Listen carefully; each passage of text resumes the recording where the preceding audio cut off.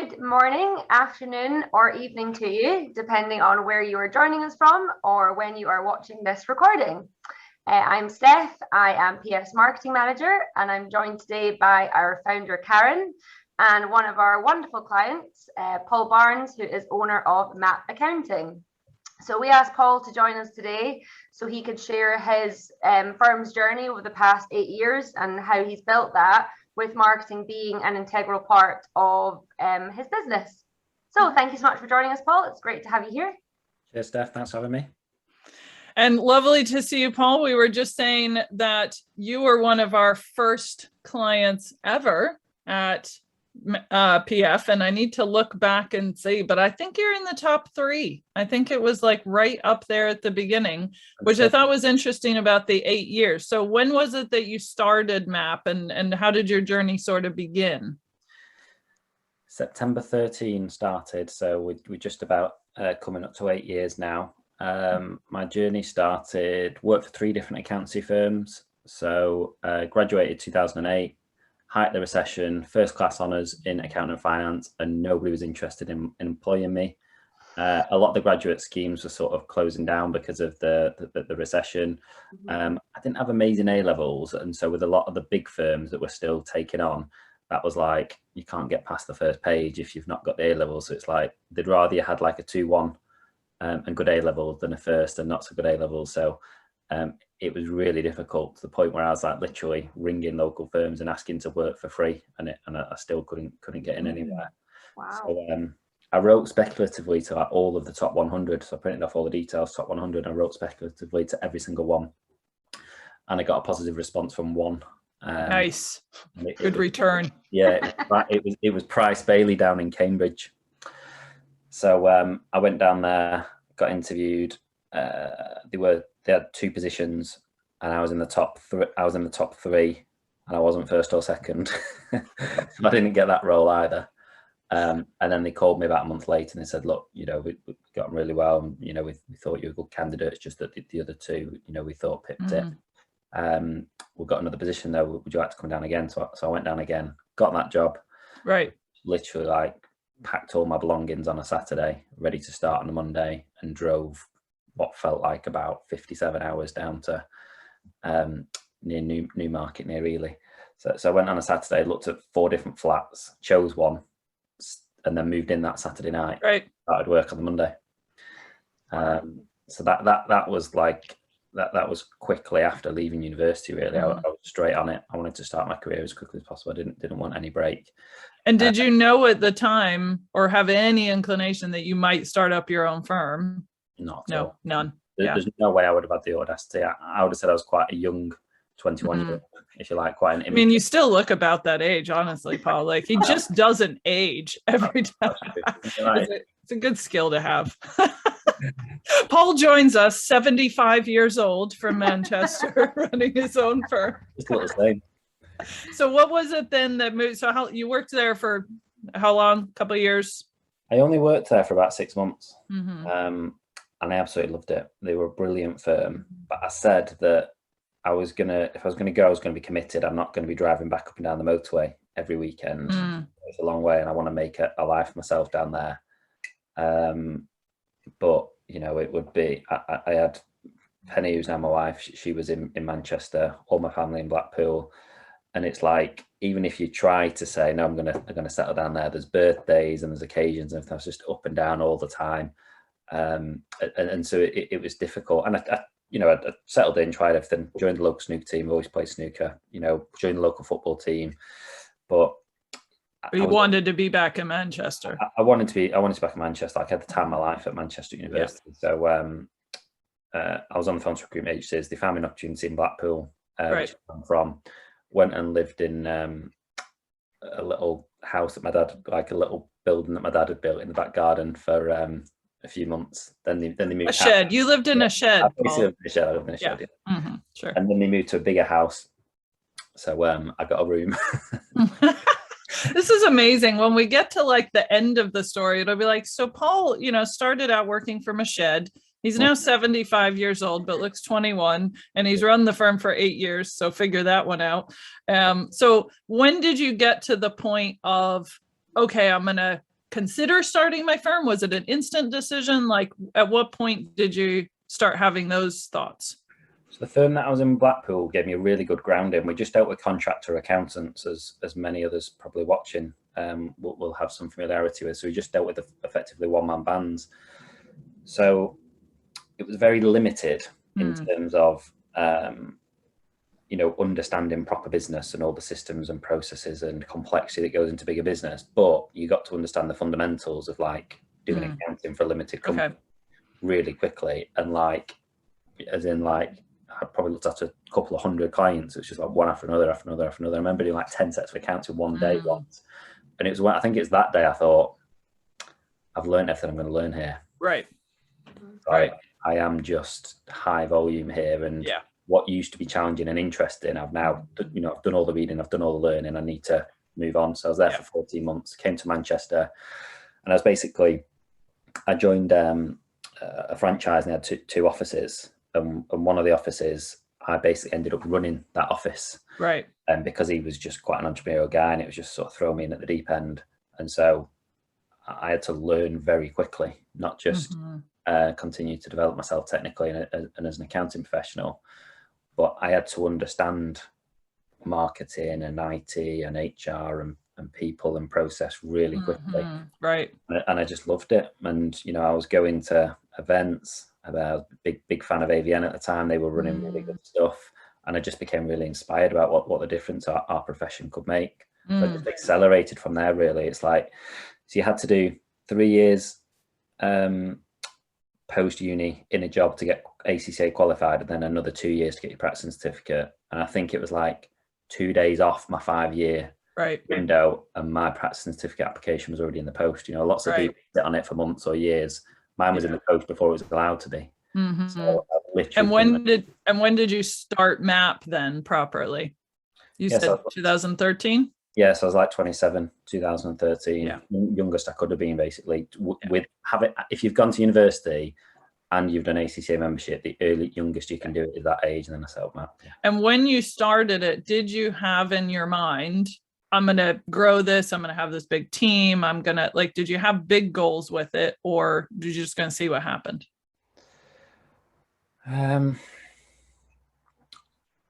Really, I saw it as like the sort of portfolio FD role, really. I didn't see myself building a big team. I'm not going to say I didn't see myself building any team, but I certainly didn't see myself building a big team. Okay. For me, it was the opportunity that cloud accounting had given at the time.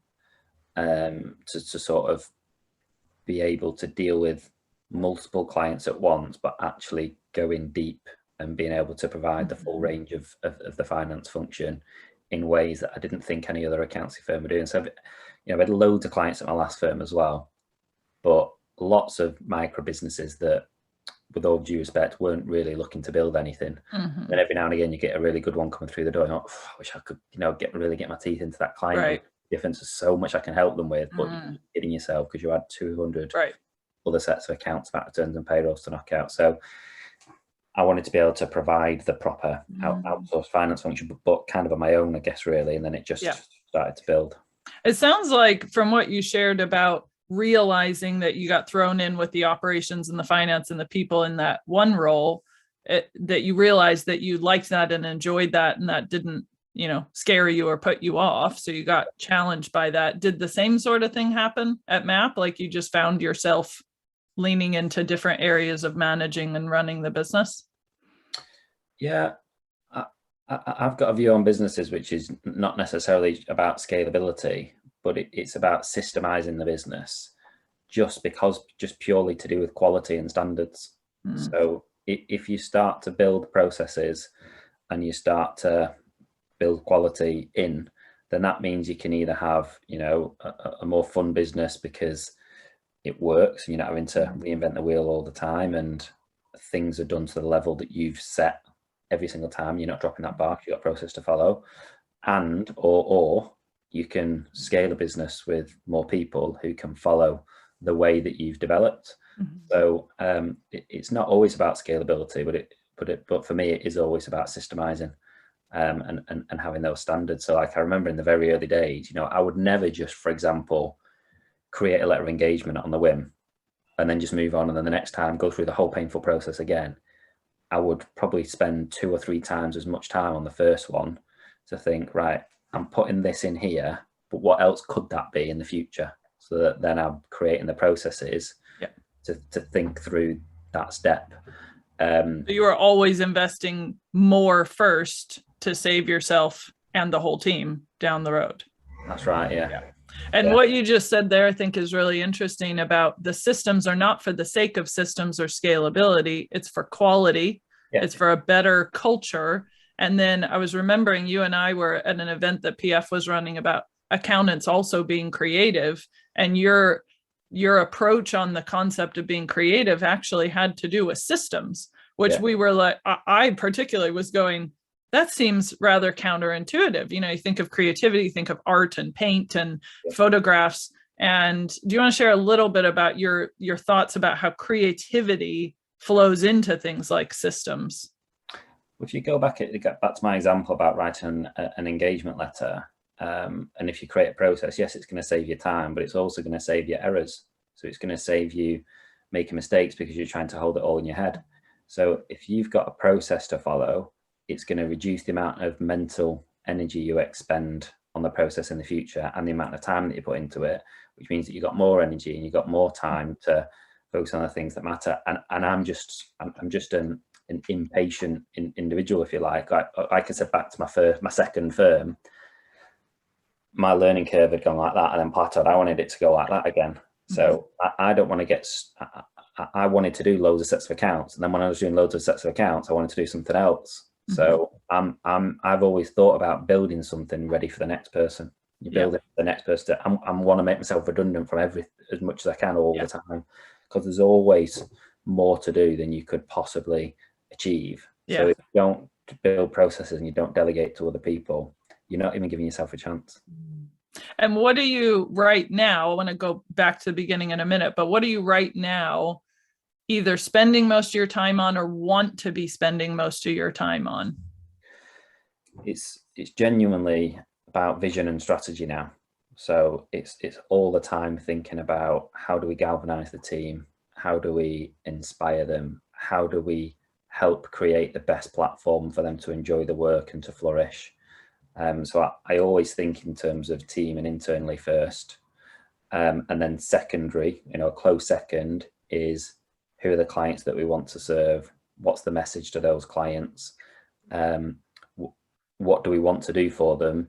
And what do we actually have the skill set to do as well? So it's thinking about sort of demand and opportunity, but tying that back with what are we actually credible at? What have we actually got the skills or close to having the skills that we can train people to develop? So it's always thinking on that fine line all the time and connecting all those dots and weaving it together and getting the team's buy-in and the market buy-in is what I love doing. And do you feel that your focus moved from a very client focus, like you spending time with the clients, to more of a team over time? Definitely, yeah. I mean, there's no getting around the fact that you have to be focused on clients at the start. However entrepreneurial you are, however ambitious you are, you need clients to help pay for your business. I never took out any debt to get going. I had the only capital I had was to pay for my website, and that was it. That was spent. So I had to start bringing in revenue really quickly, and I had to start delivering to clients very quickly. But I also I think I was always quite good at setting the expectation and getting the clients in the right mindset early on, so that it wasn't like a big car crash when I said, oh, by the way, these other people are going to be looking after you now, and things slightly differently. So I was always sort of conditioning my clients from an early stage, if you like, about how things would work, and that they wouldn't always necessarily have access to me. Yeah, that's very powerful for scaling and for good service. And in terms of like your approach to marketing at the very beginning, as I said, you're one of the early days clients of PF. And I remember when you came and we were talking about what marketing looked like. And I remember your firm was very small, you were very early. And why was marketing important to you at that time? Because I didn't want a mediocre firm. I didn't want another like Me Too business that just knocked out accounts and tax returns. My past experience had showed me that that wasn't going to be fulfilling, not just for myself, but for the people that I build around me long term.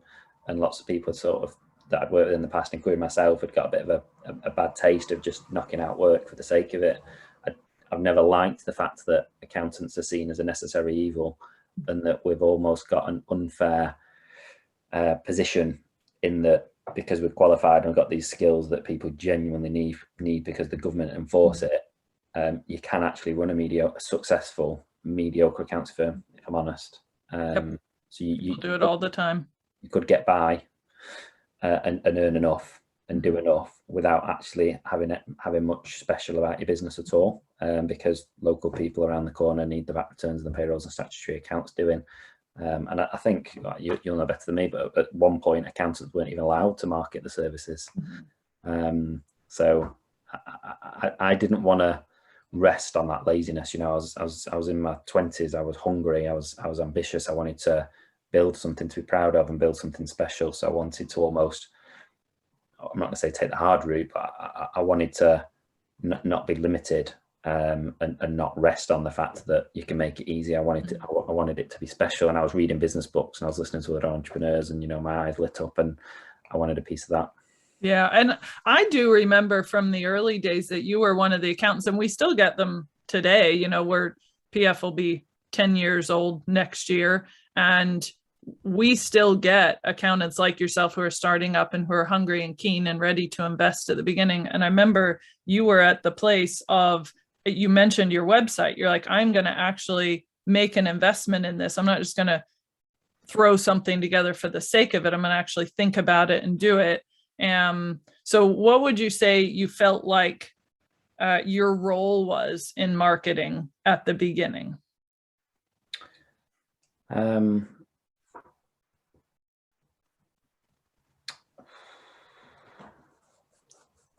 It's the thinking, really. It's I always say that the one thing unique about your business is that it's the only one that serves you, and you have the ability to craft it and architect it the way that you want to. No one else gets to decide that, and only you know your history, your experiences, and the things that have brought you to where you are today.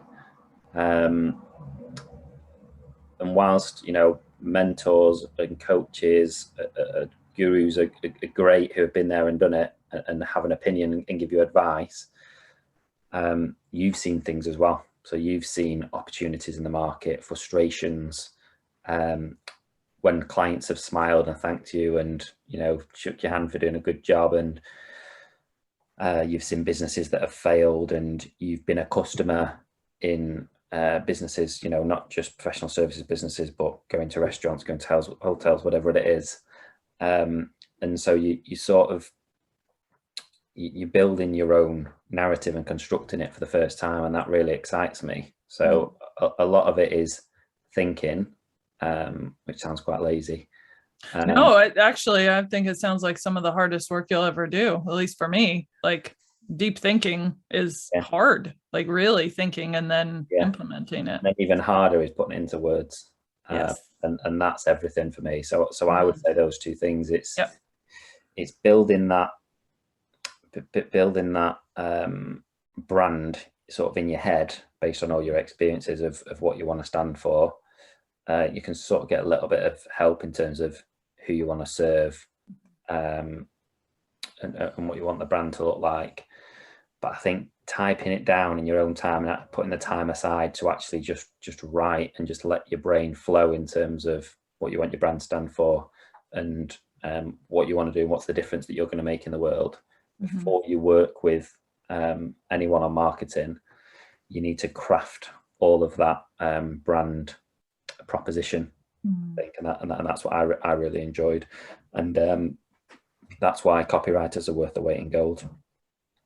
Because I think a lot of accountants struggle with this, but you at least need to get the essence of what it is that you're trying to say, because if you don't work that out, you're never going to be happy with what anyone else does for you, any marketing agency or marketing person does for you, because you didn't know what you wanted in the first place. So if you can build your brand voice then work with the marketing agency to say, that's the sort of thing that I want you to help me develop the messaging, the branding, the proposition around. But that's the core of it.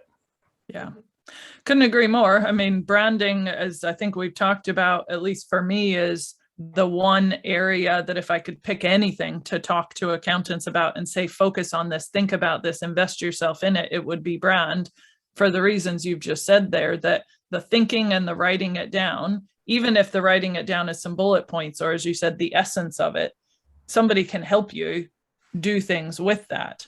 How would you say you see marketing now? Do you see it the same way? Are there kind of small differences or the big differences? How do you see marketing and your role in it now?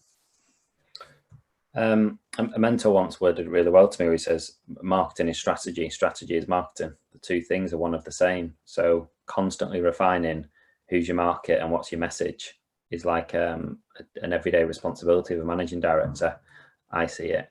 So I think that the onus on myself as the leader of the business to invest personally in the marketing and actually, you know, constantly raise the standard and make it excel is bigger than ever, because we've got more hungry mouths to feed than ever before. You know, we've got a talented team of people who want to develop their careers. They want new work. They want new clients. They want to grow. They want more colleagues. They want to do more services, more skills. So I have to constantly work on getting those clients coming through the door, so that we're not in a position where we're having to make compromises and sacrifices by bringing the wrong type of clients through, just to feed the revenue, because then we go completely against my principles that I talked about earlier, which is actually building an intentional business that represents the one that I want. Mm-hmm. And how many team members do you have now? 24. 24. I was guessing 25, so I was close. So you've gone to a team of 24. How involved are your team in the marketing? It's a good question. That has changed as things have gone. So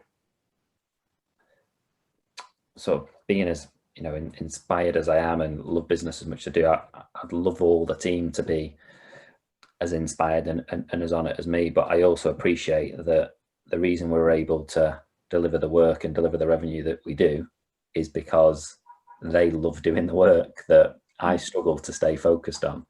And so their responsibility, primary responsibility, comes to serve the clients, and mine comes to serve the business, which means marketing. So I don't expect the team to have the same level of same dedication in terms of time and energy into the marketing, and it's not their area of expertise, and it shouldn't be. It should be mine. So I thought it was important for all the teams to be constantly engaged in marketing at one point, and we got everybody sort of trained at the same time. And then you realize that it sort of clicks with some people better than others. And so now I think I'm in the mindset of you have better terminology than me, but you know, you have your proper advocates and raving fans of marketing that are engaged and you know, you probably look at this in your recruitment, but they naturally use things like social media anyway. Aside from business, they just like doing it, so they can't help talking and doing accidental marketing, if you like. Mm-hmm. And then you have others that are sort of up for it, but they need pushing a little bit more. And then others that are sort of the third group that are just, you know, much more difficult to engage with it. So yeah, there's a spectrum, but if you find someone that's got a bit of an eye for it, just try to invest in them and give them the space to support the business, because they'll enjoy it and the business will benefit as well. Yeah, actually, I think it's thanks to our conversations and many others too, but you're in my specific conversation. I remember every once in a while, Paul and I will be texting each other, usually on a Friday night or Saturday morning, and it'll just be one thing and we'll go back and forth. And Paul, you're very good at asking questions. So this is very different for me to be on the question side. I love the way that you ask questions. And we were talking about involving the team. So this, oops. You're not going to share one of our text exchanges, are you? Yeah. So here's the I have to wipe out a few of them, but for the most part, you know, it's about these concentric circles. But this concept of saying that the leader is solely responsible, not solely, full marketing responsibility, but everybody will be at different levels, and that is okay. And it's your job as the leader to encourage those who want to, those who are able to, those who are interested to move through this at a pace that's comfortable, and to look for opportunities, not just let people sit there. Does that sort of fit with what you were just sharing? Love it. Those words are brilliant. I mean, when you corrected yourself on not solely responsible, I would suggest that the leader is, well, there's only one person can be accountable. Several people can be responsible and one person can be accountable. Right. Saying goes. So I do think that the leader has to take accountability for, whilst I'm busy building my yellow, green and grey circles, I'm not just going to make excuses that my team aren't inputting. Yes. We're not getting as much content out because my team are not finding stuff answers. No, that's all stuff to develop over time. In the meantime, you know, we need to hold ourselves accountable to making sure that we are building a brand that is attracting the right clients and delivering a great service proposition. Yeah. But then you can start working through these circles to add to that.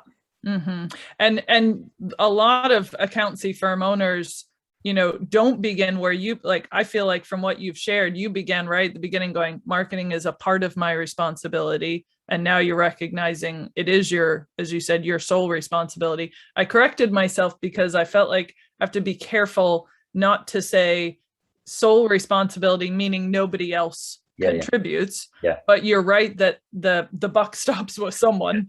And ultimately, if however other people contribute is going to be down to your encouragement to them to do that. As you said, like, people aren't going to go, hey, Paul, could I write a blog? Especially accountants and bookkeepers and payroll people. It's very rare anyway, unless you give them the tools to do that. Yeah.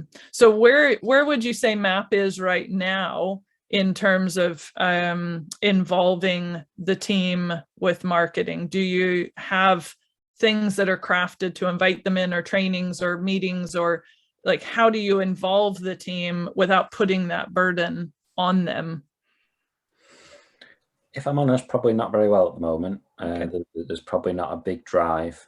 We've been really focused on sort of core training development in terms of not just technical skills, but like account management and client relationship, having better conversations with your clients, you know, really partnering with your clients. And so, you know, we probably need to stimulate that again and think about how it fits in.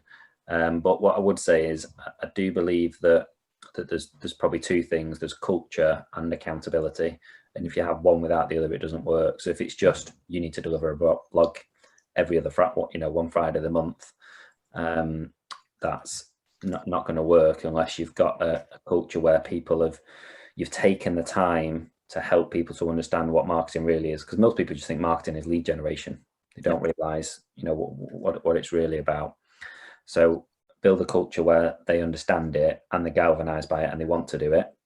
But again, if you do that without the accountability, it'll start to drop off and fade after a while, which is probably, you know, partly what we've been guilty of, to be fair. So you need to work on both of those things, I think. Yeah, it's a tough balance, because in order to have a firm to market, you need to be taking care of the clients and have good systems. And we tend to find, as a creative agency working with accountants, that you will go through those phases. Those are very normal. Those are seasonal.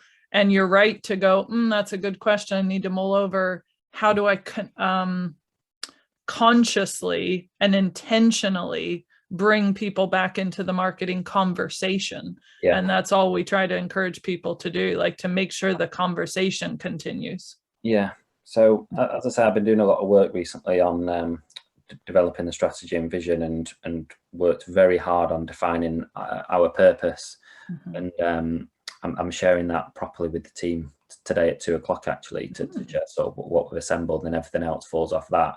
But what I want to do is to create energy around the purpose and sort of reward and recognize and encourage people to give examples of demonstrating the purpose. We've been doing this for a while with our core values, you know. give a shout out to a team member who's demonstrated one of our core values and why this Friday, and it's brilliant for culture and reinforcement of values. Now want to start doing with purpose. I think that's a way of achieving the accidental marketing that I talked about before. So rather than what good marketing ideas have you got this week, it's which client have you helped to develop their financial maturity this week? Because that's our purpose, helping businesses and their owners to develop financial maturity. So that could be, you know, I've helped a client to build their budget for next year, or I've now got a client in a routine of being able to project 3 months ahead. I've got, you know, a client said to me for the first time this month, they finally understand their management accounts and can read them and understand them and make decisions. So I want to create an energy around giving examples of that.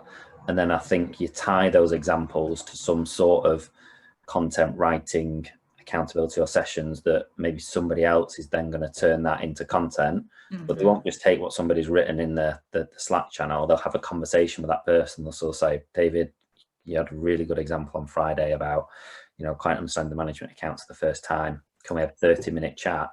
Talk me through what actually happened or what went on. And then that person sort of creates the content for David to then approve, and then it goes out in his name.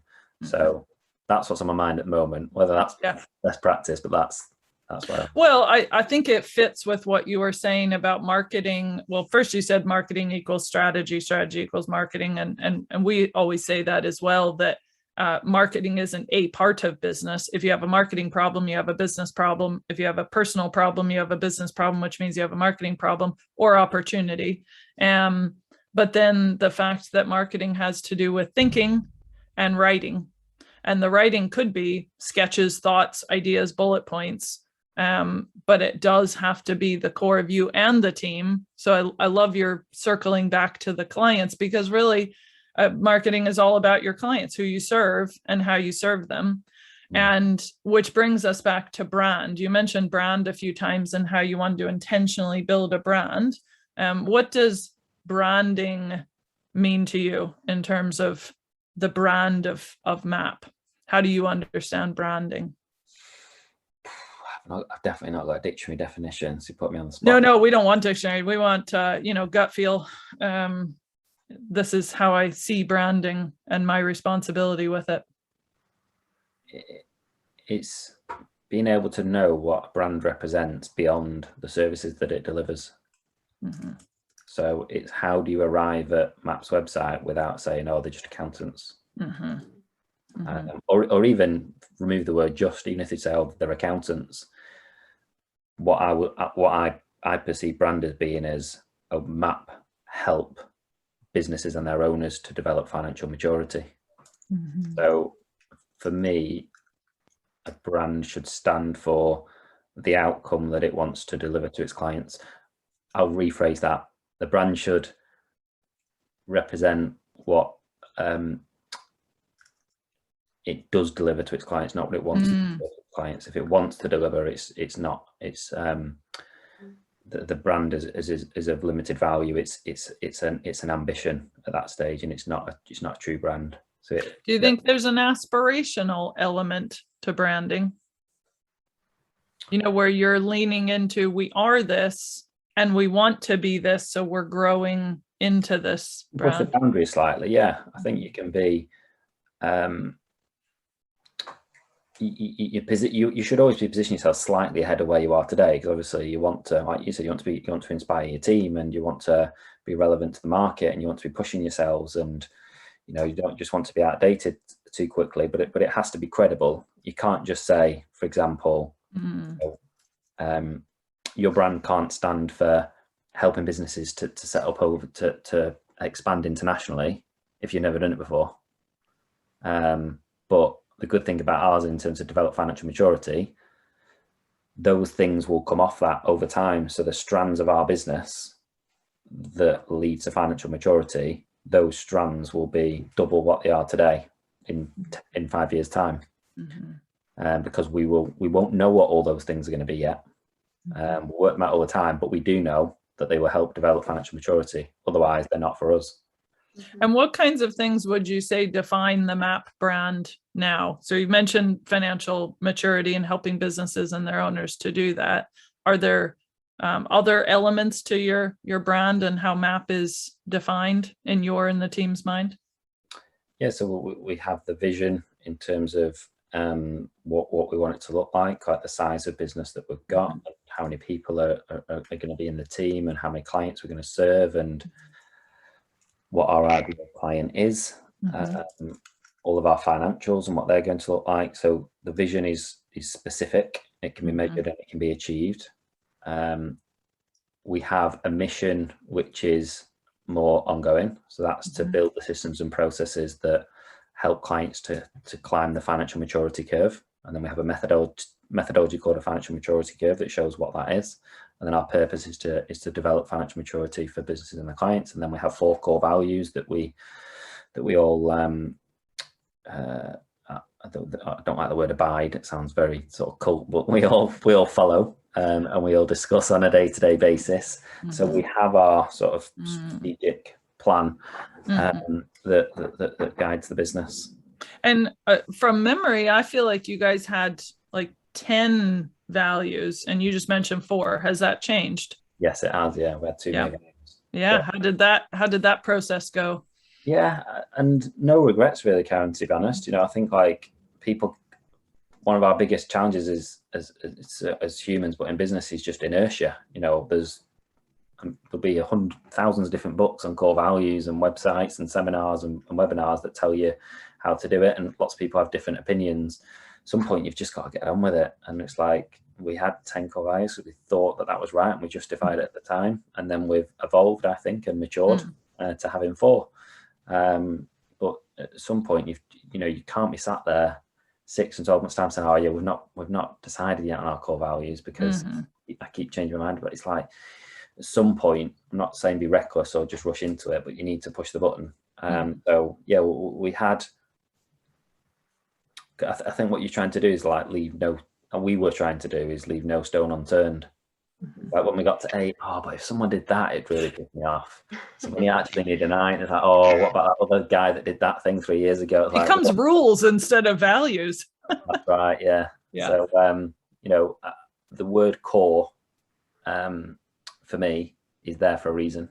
There are values that I have personally that are not necessarily within our 4 core values, because, do you know what? I kind of have a bit of a view that you shouldn't be calling our clients mate. And I have a bit of a view on what you should and shouldn't wear in the office. But if you did any of those things, we're not going to fire you. So they're not a core value, really, are they? And we want people to bring the personality into their office. So because that's probably not what I would expect you to wear ideally, I want people to express themselves and be able to bring to the office. So you sort of have these softer ones that then they're not at the core. You don't hire and fire by them. So that's right. The 4. So would you mind sharing the 4 with us? Yes. Thank you for putting me on the spot. I know. When we first came up with ours, I'm like, oh, hang on, just have to. Now, to be honest, it is the first time I've been able to memorize all of them. Excellent. That they've been done as well. So number 1 is be a team player. When there's a place for people that want to work on their own, they're called freelancers. We don't employ freelancers. We employ a team, and we're building a team. If freelancing or working independently is what you want, then that's great, and we will support you and allow you to lead the business with dignity and to do that. But this is not the place for that. You're in an environment where you're going to be sharing your knowledge, developing the MAP brain, acknowledging others, delegating without fear, and supporting people who don't know as much as you do. So it's a team environment. So be a team player. Number 2 is be brave. So don't be afraid to pick up the phone. Don't be afraid to have the conversations that you need to have. Don't be afraid to make the decisions. If you're brave, we'll stand by you. If you're brave and it backfires, no one's going to be judgmental. We'll support you and help you to do better the next time. What we don't want is people hiding, because often, when we hide, things just get worse and worse and worse day after day. You don't sleep. You may maybe going to bed thinking about something that you've put off and you've not done. We don't want you worrying about it. Be brave, do your best. Be dependable. So take responsibility, do what you say you're going to do, and say what you're going to do as well is the other point. So, you know, again, being brave if you like, but saying, even though you've not asked me, Karen, I've told you, right, I'll go away and write that blog for you. Even if you don't say, oh, great, when we have that done by, before you've even said that, I say, and by the way, Karen, I'll have that done by Tuesday at 3 o'clock. And then secondly, do it by Tuesday at 3 o'clock. Don't just tell you on the day, a couple of hours before, that you've not been able to deliver. So be dependable and be caring, which is the ultimate one that trumps everything else, really. If we deeply care for the work that we do, the people that we work with and the people that we work for, we will find the answers whether we've got them or not, and we will be forgiven. But, you know, we're not here to, we don't employ people who want a job, we employ people who want a career. And we want you to be deeply passionate about the work that you do and who you do it for. I love the way you have 4 core values, but the way you described them shows that, as you said, there's lots of pieces that are part of that. And even saying that caring affects them all. You need to care about the team. You need to care about being dependable, and you need to care so much that you choose to be brave, even if it's scary. So it's quite interesting.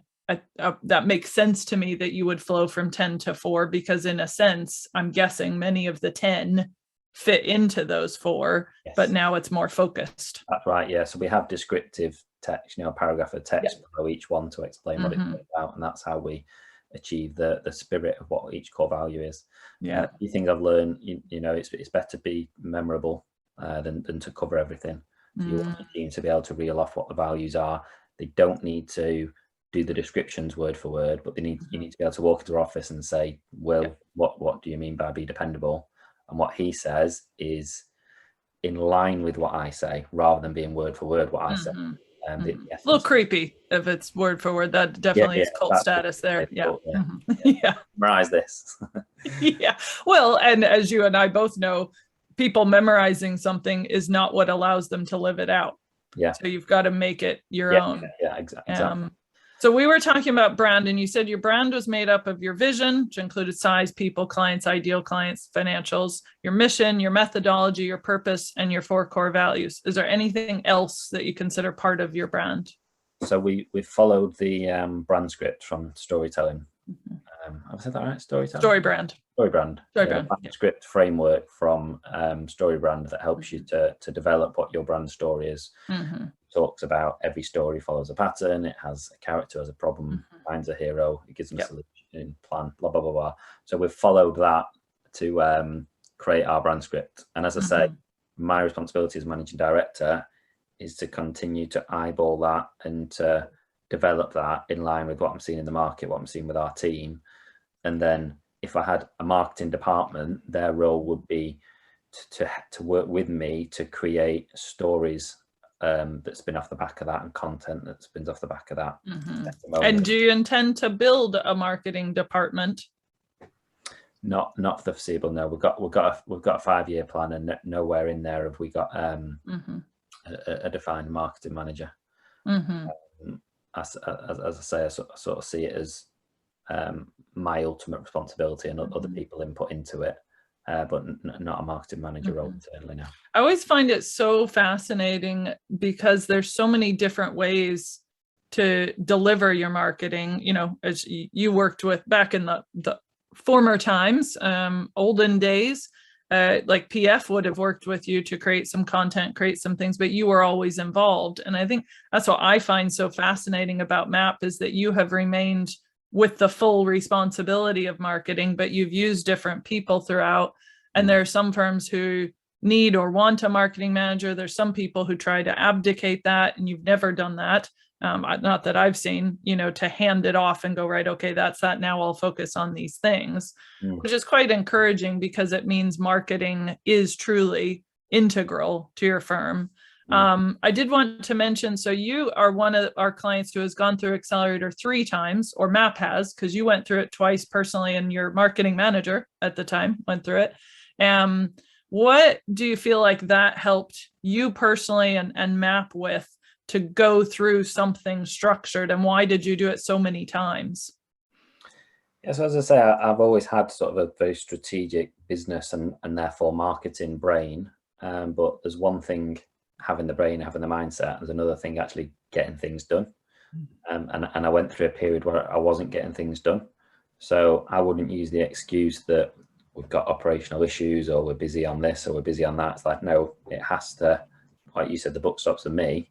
That stuff all happens around the side of having a strategy and having a marketing plan and delivering, and that had started to fall off. So I wanted to hold myself accountable to block that time out, because then I'm accountable to PF and I'm accountable to all the other people that are on the accelerator and in the group. So I wouldn't miss it. Whereas if I just had, I can't remember, say it was every Tuesday at 10 to 11, if I had that in my diary and it said marketing, I'd probably go make a cup of tea and take the dog for a walk. Yeah. And listen to a podcast that was about marketing and tell myself. That's my marketing time. Yeah.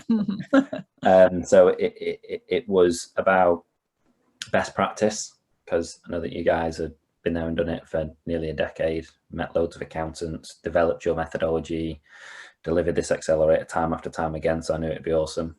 And then, as I say, it would give me the accountability to get stuff done as well. And did it? Do you feel like the last time you went through it, you got a bit of a burst for these things that you're working through? Definitely. What was really good this time compared to the first time is it was about remembering some of the stuff that we've already built and bringing it back to the surface. Some of the stuff that sat in draft and never saw the light of day. Whereas obviously the first time was sort of very much learn and create. This was remember and refined, if you like, go and relocate and reassemble the stuff that we had started in the past and give it some structure and organize it all better and use it more. So I think, like one of Daniel Priestley, the author, one of his things was about like asset creation and asset leverage. So yeah, asset leverage should be like at least 3 times your creation. I think it should be more than that, really. But so if you created something and it took you 3 hours and it's only had 3 hours worth of sharing, it should be tripled. It should be like 9 hours worth. So where else can that show up to make the most of the asset you created? And what we're all guilty of is, what's the next thing I have to create? Yeah. And really the stackable content, which I know you guys do at MAP, where it's same with the concentric circles that I was just showing about the team involvement. That's one graphic, but then there's videos and there's PF lab sessions and there's blog posts and there's all this other content. And I know you do that, you and the team do that at MAP. You're all about building assets so that you're not just doing stuff, but that you have a MAP way of doing it. That's right. Yeah. So that's where we built the finance maturity curve, and everything else comes off that. So I'm not gonna create a finance maturity line and a finance maturity circle. I'm just gonna focus on the one. You might actually let's not write that off. I could totally see you in a year's time going, actually, I've thought about it. It could be a circle. Could be a circle. Could be, and then the circle could be and that's part of the fun of marketing is narrowing it down and then expanding it out further. The other thing I wanted to ask you is, a lot of times we have, when people are listening to these or watching them later, and they're going, listen, that's great for Paul. He started his firm and now he's got 24, 25 people and he's running it. And it just, not that it sounds easy. I think you've been very clear that it's been hard work.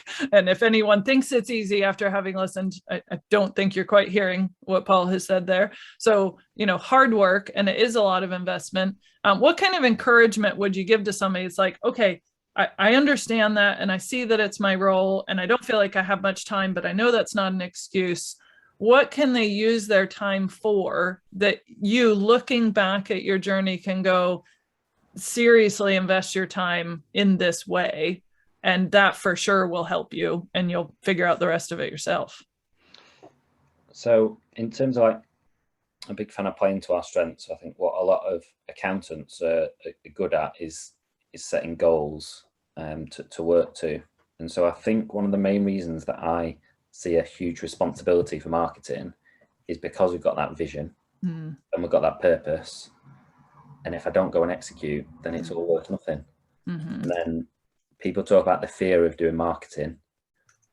the fear of doing certain things in the business. I have a bigger fear of what happens if I don't do those. My biggest fear is in 5 years having a business and thinking, well, what have I done?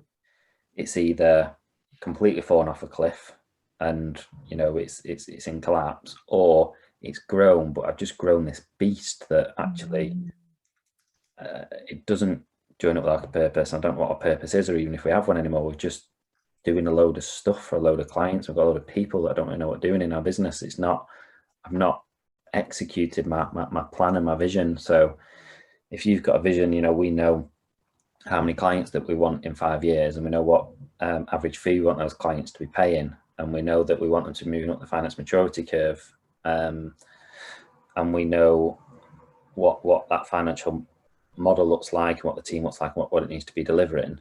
And then you look at that and you think, right, I need to do some work, because that's not just going to fall from trees. Like, if we want that number of clients, and they have to be in that niche, and they have to be that type of person, and they have to want those services and pay for them, and pay for them ongoing, you're actually after a very, very small dot of the market. So these people aren't just waiting around for, they're not just on Maps social media account 24 hours a day waiting and ringing you up. They are oblivious to your business. You're nobody to them. I constantly think that I have no entitlement to win business off anyone. We have to work our socks off to be seen, to be liked, and to be trusted. And you're always thinking like you're a long way from that, and so you've got to keep proving it. And they've got a million things going on in their lives every single day, and loads of brands trying to sell to them. If you don't do something special and create something special, you've not even earned the right to speak to them and get into the sales process. So it sounds like one of the things you said was that, the fear of what happens if I don't do that. So sort of the cost of not doing it is greater to you. Are there any specific things, like you mentioned, writing or creating assets or having meetings with the team, or, that they ask you answers? So are there any of those things that you're like, at least do this?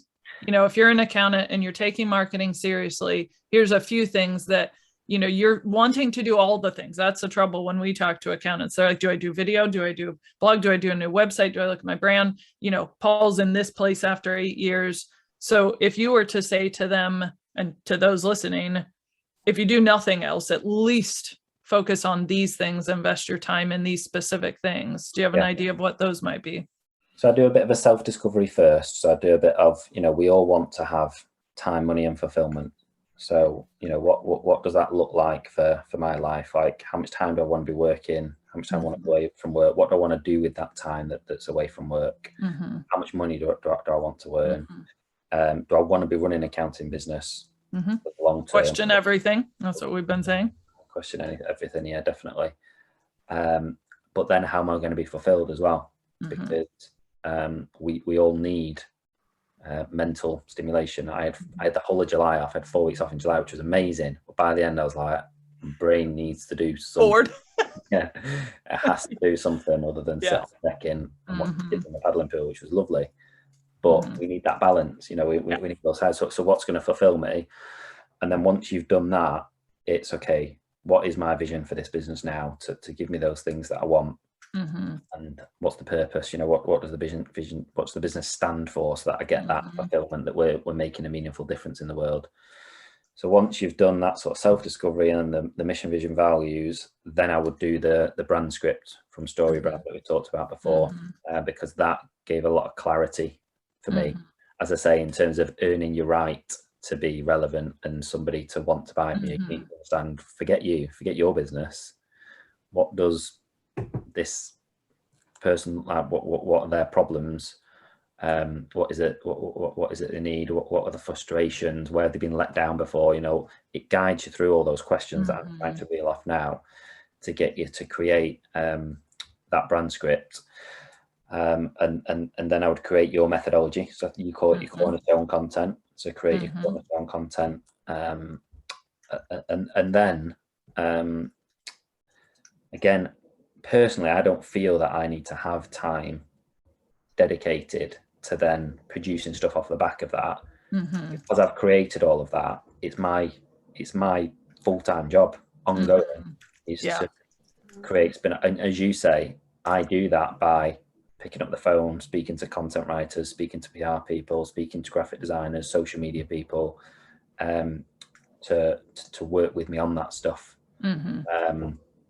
So I don't do a lot of sitting and, sort of long form writing. Other people do it for me. But like you say, that's me. Other people therefore might need time dedicated. But so that you don't suffer from writer's block when you sit down, if you've got that framework of the mission, vision, values, and the brand script and your methodology, it's what can I create within our methodology, and where does it fit, and how does it help attract the clients that are in the brand script. That's beautiful. You know what I love most of all is I asked Paul this question, and the 4 things that you just shared with us are these here. So you went through Accelerator, and what we usually tell people is after Accelerator, you need to go through the foundational elements, because if you try to, refresh your brand, build a new website, do regular content marketing, you're going to come back to those 4. So the 4 that you just said, and I assure those of you listening, Paul and I did not actually plan this. Paul just shared off the top of his head. So you said self-discovery. Then you said your values, mission, purpose. Then the third thing was your methodology and cornerstone content. And then the actual creation. Those are the 4 that we say too. And the reason I'm sharing this is, like, I love the fact that when somebody, we encourage accounts to do things on your own, get other help, get help from PF, get help from wherever you need to do it, but it has to come back to these 4. So it encourages me that the 4 that we're saying, the goals is about self-discovery, what fulfills you. The brand is about your vision, your values, your mission, your purpose. The website needs to include your cornerstone and your methodology. So you're not just like, hey, we're accountants and here's our services page. And then the plan is the stuff that you're going to do, the things you're going to create. So I just wanted to say how much I appreciate that the thought that you've put in to marketing ends up reflecting those core things. And that is what our point with these kind of interviews is, to be like, however you go through this map, some of it you'll do with PF's help, some of it you'll do on your own. All of our clients now have, support from very different places. They have PF community, they have other mentors, they have, it's not that you rely on one agency or person because the responsibility lies with you, but that's the reason you go through this. And I know you did, Paul, you went through this, and now you're sort of circling back around to the beginning and doing it again, which is as well what we encourage accountants to do. You don't get to the end and go, cool, we're good, and we just get our leads delivered and sit back. Because as you said, it that just makes you lazy, and that doesn't deliver what you want. Yeah. Does that feel? Definitely. I've needed help in every single one of those areas. None of it I've done myself. So, although the things like when we talked about like the values, so one thing I didn't say earlier is the values I realized do need to be yours. I thought you got all the team to contribute and talk about support to them. It's like, no, the business needs to stand for, you ain't stand for. The autonomy comes after that. The individual identity and people using integrating cross skills comes around having a set of core values and a purpose that you want to stand for. That's the sort of thing, though, that I think I enjoy more, and I find it slightly easier. And what I find harder is the execution over to the right. Sit down for a couple of hours and writing a long blog I find harder. But I've needed support on all of it. Just because the stuff on left I find easier, I needed people asking me really great questions about like the core values. Now was like, well, tell me someone who's let you down in the past, and what happened, why do you see it's let down, who have you fired in the past, why did you fire them, been a shining star, why have they been a shining star? I still needed people to ask those questions and guide me through that process. So you absolutely you need support, and there can be some overlap. Like sometimes stuff on the left is more will be like a consultant, someone who's just commercially savvy in business. The stuff to the right is very much marketing execution. But yeah, a good proper brand and marketing agency will be able to look after the whole lot from left to right, and you've just got to trust in the process. That was the big thing for me. Yes. with when I saw this, it's like, who am I to say like what process I should be following? Like Profitable Firm have done it time after time and time again and poured their heart and soul into that graphic, not because it looks pretty, but because it gets it works. It takes you there. I think that's what encourages us so much is we actually built this not on, oh, let's come up with a graphic that shows accountants what they need to do with PF, but we looked at people like yourself and all these other Facebook Live interviews that we've done, and every single one of them without exception has followed the same sort of process. And some of them have gone forward and back and forward and back, and some have gone in a straight line and some have gone a bit squirrely, but everybody has followed that process. So just really appreciate you sharing just that portion. Clearly, Paul and I could talk for a day. There's many other things that we could talk about, but I just really appreciate the reminder that like your journey actually follows the marketing map, not because you sat there and looked at it, but because those are the things that accountants need to do. And ideally you do them in that order, but it's okay to move forward and jump back and move forward and jump back, because that's life and that's business. And if you're not changing, then you're not, it's one of those where like, you know, if you're not moving forward, it's not true. You're moving backwards. If you're not moving forward, you're actually moving back because everybody's moving forward faster than you. The other great thing about having the process and the framework, sorry, the last thing I'll say is that we expend already so much energy on what should we be doing on our website, for example. So if you take that one, what does the website need to look like? What does it need to say? What should I be writing on there?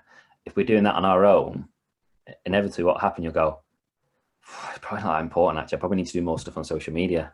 Maybe that's where I should spend my next day actually. And then you start getting into that and you're like, oh, maybe I should just go and write a blog or redesign the logo. So if you have a framework, it's someone to sit with you and say, no, we're going through this process. This is the bit that we're working on now. So at least you can pour all your energy into going through that. I'm just a terrible procrastinator. As I say, if I'm on my own, I'll just get part way through and do something completely different.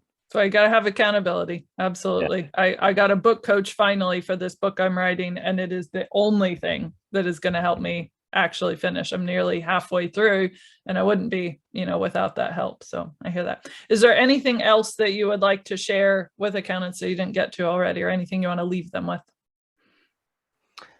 Just to reinforce what I said really is that we're not here for long. We've decided to build a business. Make sure that you build the best possible business that you can build and you take control of that, and don't wind up in a few years with a business that you regret not putting more thought into. You do get to decide which customers you take on and which ones you don't.